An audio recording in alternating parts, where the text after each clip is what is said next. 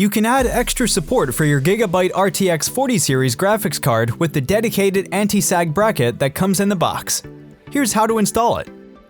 These are the parts and the tool you will need for the installation. For easier installation, we recommend that you lay your case on the side to have a better working angle. First, remove the 2 screws on the lower right corner of your motherboard and replace them with the standoffs. Then, secure the L-shaped bracket to the standoffs with the flathead screws.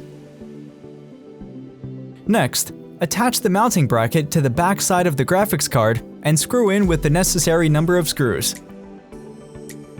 After that, slide the mounting bracket behind the L-shaped bracket and then insert your graphics card into the first PCIe slot. Note that you must do so in this order, otherwise you won't be able to install the card properly. Once everything is in place, secure the card by screwing the card's front bracket and the mounting bracket to the case. The installation is complete. Your RTX 40 series graphics card is now securely supported and ready to go.